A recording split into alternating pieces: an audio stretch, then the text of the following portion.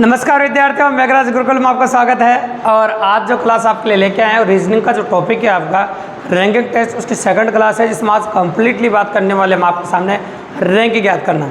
तो रैंक ज्ञात करने के कंप्लीटली कंसेप्ट के बारे में बात करेंगे, कुछ एनालिटिकल क्वेश्चंस के बारे में बात करेंगे और कुछ एग्जाम में बेहतरीन क्वेश्चन जो पुटअप किए गए उनके बारे में बात करेंगे। तो काफ़ी मज़ेदार एनालिसिस वाली क्लास होने वाली है, इसलिए वीडियो को विदाउट स्किप के एंड तक देखें तो बहुत मज़ा आने वाला आपको और बहुत मज़ेदार क्लास लगेगी, मेरी गारंटी दोस्तों। और एक और बात आपको वादा मैं करता हूँ आपसे, अगर ये क्लास आपने कंप्लीटली देखी है तो रैंक ज्ञात करने से रिलेटेड कोई भी क्वेश्चन अगर एग्जाम में आता है कभी तो गलत होने की संभावना बिल्कुल भी नहीं रहेगी, ये 100% गारंटी दोस्तों मेरी। तो चलो शुरू करते हैं अपन आज की क्लास। बहुत मज़ेदार इवेंट होने वाला है और काफ़ी अच्छी क्लास है। तो अपन बात करने हैं रैंक ज्ञात करने की, उसकी प्रैक्टिकली बात करते हैं। पहले मैं आपके सामने जैसे मान लीजिए कि मैं एक क्लास पढ़ा रहा हूँ और मेरी पहली कतार में राहुल आगे से 20वें स्थान पर बैठा है।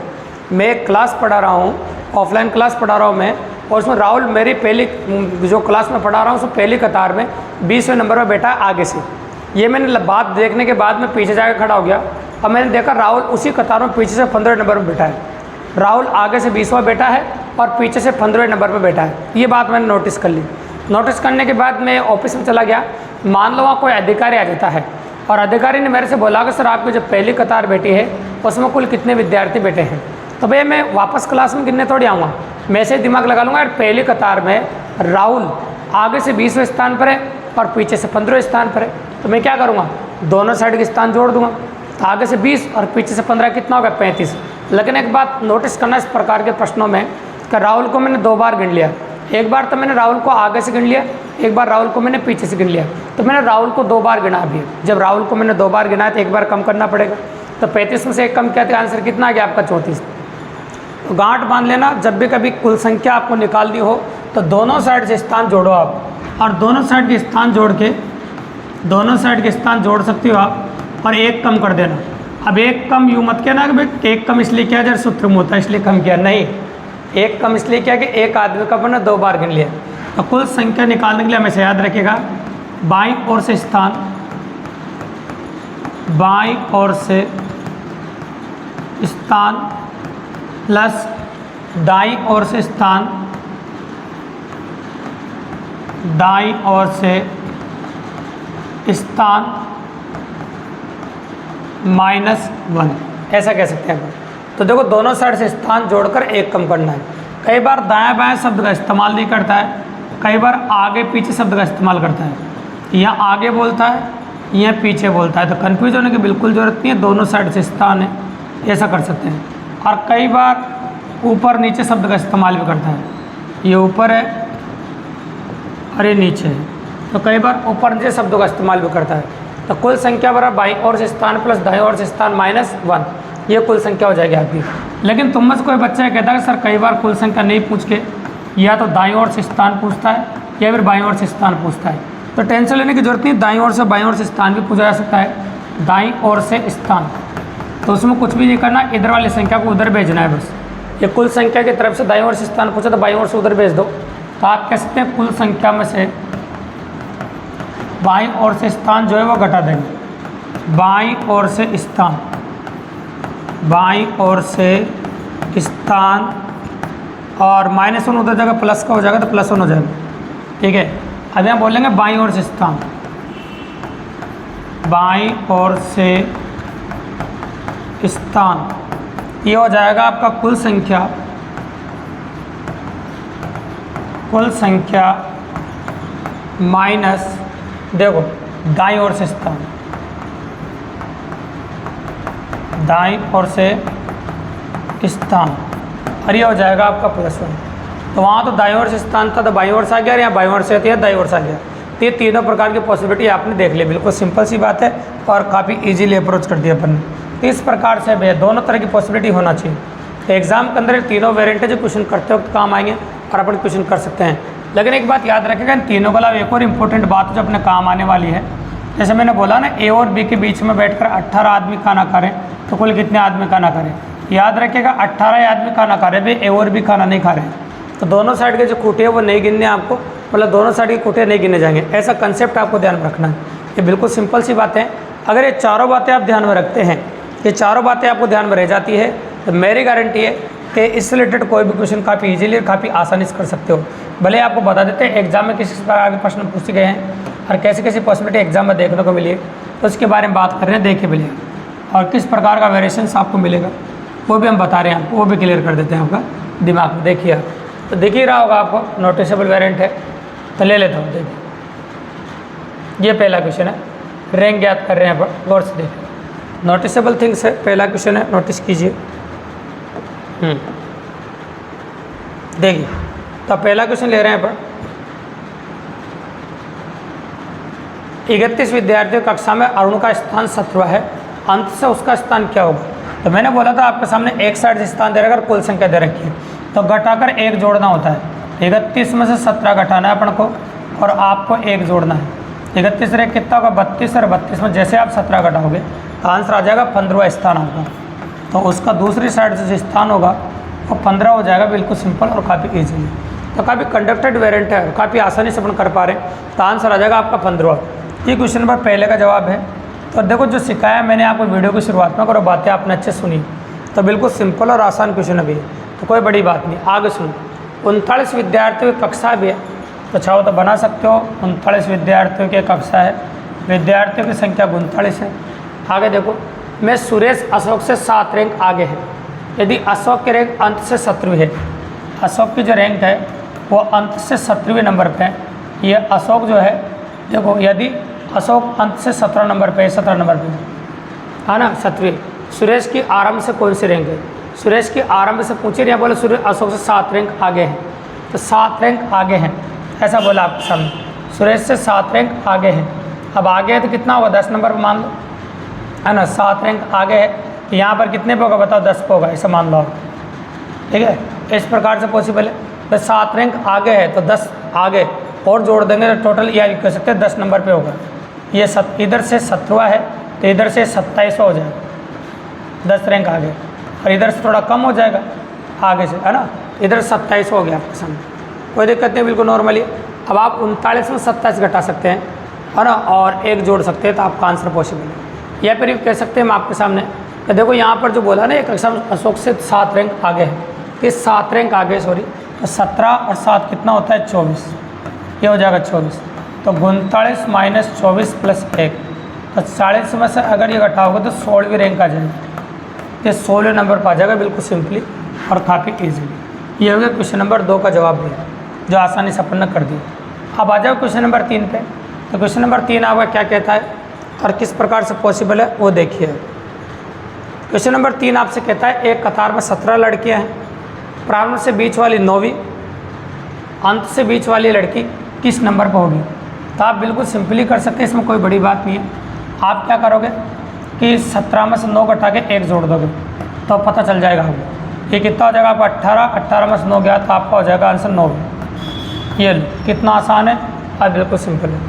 तो अपने आप ही बीच वाली लड़की किस नंबर पर होगी, वो अपने आप आ जाएगी, क्योंकि वो बीच वाली है, तो फिर आपको वो संख्या घटानी पड़ेगी काफ़ी ईजीली। ये 3 हो गया 3 नंबर। क्वेश्चन नंबर 4 जो स्क्रीन पर दिख रहा है, इसको देखो, ये बहुत प्यारा सवाल है भी और बहुत मज़ेदार है एग्जाम के हिसाब से, अगर आप गौर से देखो। नोटिस कीजिए, किसी पंक्ति में मोहन पीछे से 9वें स्थान पर है।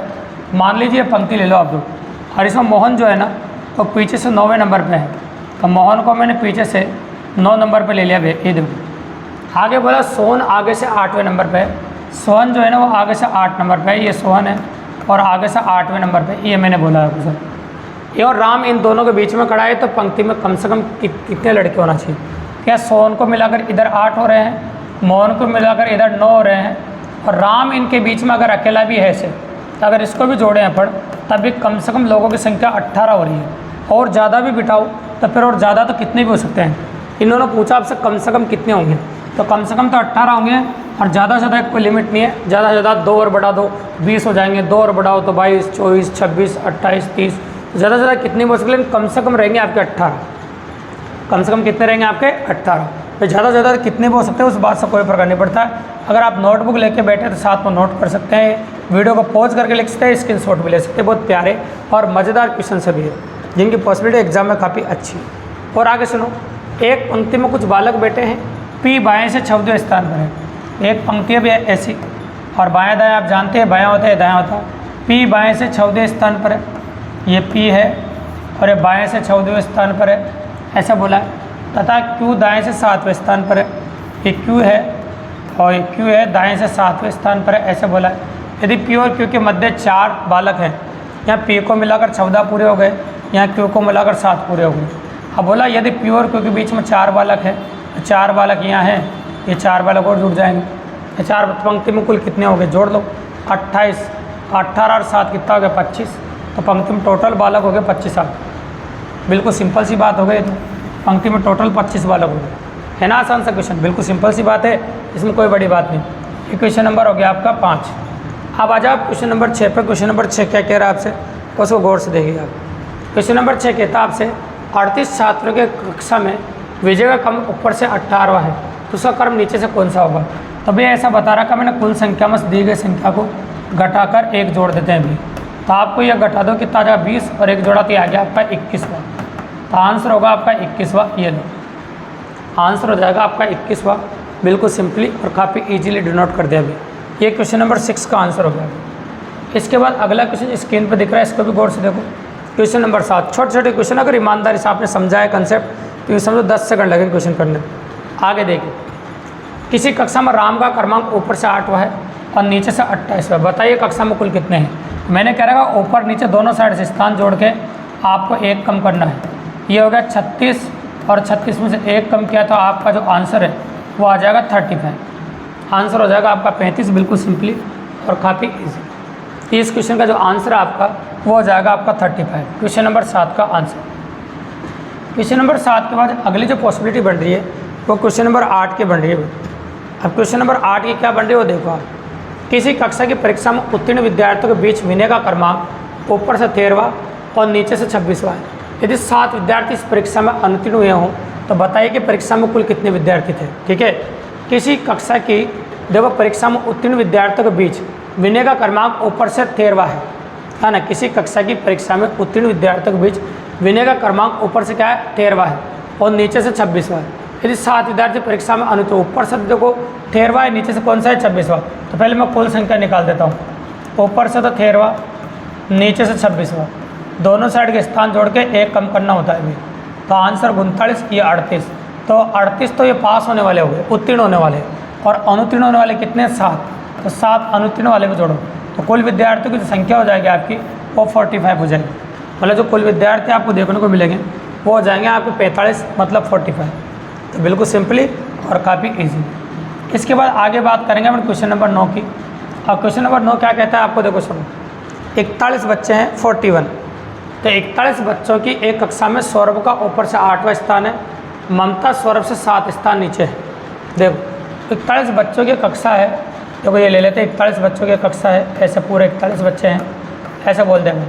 और बच्चों सौरभ का ऊपर से 8वां स्थान है, ये सौरभ है इसका ऊपर से 8वां स्थान है ऐसे। ठीक है, ममता का ऐसे बोला ममता सौरभ 7 स्थान नीचे है, मतलब नीचे से 15वें नंबर पे ऐसा कह सकते हैं। ममता यहाँ पे ममता का नीचे से कौन सा स्थान होगा, तो कुछ भी नहीं करना है। 41 में 15 घटा के 1 जोड़ना है। 41 में जैसे आप 15 घटाओगे तो 15 घटा दे कितना आ जाएगा बताओ 26 और 1 जोड़ दे कितना आ जाएगा 27। ये लो आंसर आ गया आपका 27। बिल्कुल सिंपल और काफ़ी इजीली कंडक्ट कर पा रहे हो और आसानी से होता है। देखो ईमानदारी से समझोगे तो कोई बड़ी बात नहीं है और काफ़ी आसानी से क्वेश्चन डिलीवर्ड होता है। ये क्वेश्चन नंबर 9 था आपका। अगला क्वेश्चन जो स्क्रीन पर आ रहा है वो क्वेश्चन नंबर 10 है। तो क्वेश्चन नंबर 10 क्या कहता है आपको देखो सुनो। 20 छात्रों कक्षा में अलीसा का ऊपर से 15 स्थान है, मानव अलीसा 4 स्थान ऊपर है ना। अलीसा का ऊपर से 15 स्थान, देखो 20 छात्र इस कक्षा में, इसको भी समझ ले यहाँ से। अलीसा का ऊपर से 15 स्थान है, तो अलीसा जो है उसका ऊपर से 15 स्थान है। मानव अलीसा 4 स्थान ऊपर है, तो 4 स्थान ऊपर तो 11 पे रह जाएगा है ना। 11 पे मानव 11 पे हो गया ऊपर से। मानव का नीचे से कौन सा स्थान होगा, तो कोई बड़ी बात नहीं। 20 - 11 + 1, 20 - 11 + 1 21 हो गया। 21 में से 11 तो 10, तो 10वां स्थान हो जाएगा। कौन सा स्थान हो जाएगा 10वां। आपका जो आंसर डिनोट किया जाएगा वो हो जाएगा आपका 10वां, मतलब 10वां स्थान आपको देखने को मिलेगा। करेक्ट पॉसिबिलिटी है और कर सकते हैं आप। ये क्वेश्चन नंबर 10 का आंसर हो गया, करेक्ट है। अब क्वेश्चन नंबर 10 के बाद अगला क्वेश्चन जो आप नोटिस करेंगे स्क्रीन पर हुआ है क्वेश्चन नंबर 11। तो क्वेश्चन नंबर 11 क्या कहता है आपको, उसको गौर से देखिए आप। बहुत प्यारा सवाल है और अच्छा क्वेश्चन। देखिए 48 छात्रों कक्षा में अनुज का ऊपर से 19वां स्थान है तथा जीवन का नीचे से 12वां स्थान है। अनुज और जीवन के बीच में कितने व्यक्ति बैठे हैं? देखो 48 है टोटल, ये 48 है, संख्या 48 है, मैंने लिख दिया आपके सामने ये दोनों 48। फिर बोला ऊपर से कक्षा में अनुज का ऊपर से 19वां स्थान है, अनुज जो है उसका ऊपर से 19वां स्थान है, ये लो ये अनुज का स्थान है। और आगे बोला एक और नाम जीवन का नीचे से 12वां स्थान है, जीवन को मिलाकर नीचे से 12 लोग हो रहे हैं और अनुज को मिलाकर ऊपर से 19 लोग हो रहे हैं। अनुज और जीवन के बीच में कितने छात्र हैं? नोटिस करो, इसको मिलाकर 19 पूरे हो गए, इसको मिलाकर 12 पूरे हो गए, तो कितने बचे यहाँ पर? यहाँ तो 31 हो गए, तो 48 में से 31 घटा दीजिए आप, तो टोटल बीच में कितने बच रहे हैं? आप जोड़ी को जोड़िए, तो टोटल बीच में बच गए 17 विद्यार्थी अभी भी है, तो 17 विद्यार्थी इनके बीच में है, तो आंसर आ जाएगा आपका 17। कितना आसान है, देखो बिल्कुल नॉर्मल है, क्योंकि इसको मिलाकर इधर होगा, इसको मिलाकर बाकी जो बच रहे बीच में ही, तो फिर ये 17 जो बच रहे बीच में जोड़ दो सबको, 48 आ जाएंगे और 48 ही करनी है, पर 48 टोटल करना है वो। अब आगे देखो क्वेश्चन नंबर 12। तो क्वेश्चन नंबर 12 क्या कहता है आपका, उसको नोटिस करो, गौर से देखिए। लड़कों की एक पंक्ति में मोहन बाएं छोर से 20वां और दाएं छोर से 12वां है। लड़कों की पंक्ति उसमें मोहन है, ये लड़कों की पंक्ति ले लेता हूँ मैं ऐसे, उसमें मोहन है बाएं छोर से 20वां, बाएं से तो क्या है 20वां, ये लो मोहन है बाएं से 20वां और दाएं छोर से 12वां है, दाएं से देखो दाएं से 12वां है, ये लो। उस पंक्ति में प्रताप दाएं छोर से 15 है, प्रताप दाएं छोर से क्या है 15, ये प्रताप हो गया दाएं छोर से 15, प्रताप यहाँ पर 15 है। मोहन और प्रताप के बीच कितने लड़के हैं? तो आपको ये बताना कि मोहन और प्रताप के बीच में कितने लड़के हैं। तो भैया मोहन और प्रताप के बीच में वैसे भी दिख रहे लड़के, आपको पता होती है, मोहन इधर से 12 इधर से 15, इन दोनों के बीच में 2 ही तो लड़के रह गए, आगे निकल गए, तो इनके बीच में सिर्फ 2 ही लड़के हैं। अगर पूरा करोगे तब भी और ऐसे करोगे तब भी बिल्कुल सिंपल है, क्योंकि 12 और 15 के बीच में 2 आती है गिनती में, 13 और 14, तो आपका आंसर हो जाएगा 12। बिल्कुल सिंपल सी बात, मतलब 2 आंसर होगा आपका 12 नंबर क्वेश्चन का, ये काफ़ी इजीली कर दिया। तो ये 12 क्वेश्चन अपन ने कर दिए इस कंसेप्ट के साथ आपके सामने। और क्वेश्चन नंबर जो 13 स्क्रीन पर आप देख रहे हैं, इसको आप गौर से देखना, बहुत अच्छे से देखना है ये क्वेश्चन, क्योंकि आपको करना है और आपको करके देना है। तो क्वेश्चन काफ़ी मज़ेदार और काफ़ी अच्छा क्वेश्चन है। अगर वीडियो आपको पसंद आया हो, अच्छा लगा हो, इसका जो आंसर कमेंट बॉक्स में कमेंट करके जवाब देना दोस्तों। अगर वीडियो पसंद आया हो, आपको अच्छा लगा हो, तो चैनल को सब्सक्राइब करना दोस्तों, लाइक करना, शेयर करना और अपने और दोस्तों को बताना, ताकि इसी प्रकार बेहतरीन क्लासें रोज़ाना हम आपको लाने का मोटिवेशन आपसे हमको प्राप्त होता रहे और बहुत मज़ेदार क्लासें हम आपको देते रहे दोस्तों। धन्यवाद।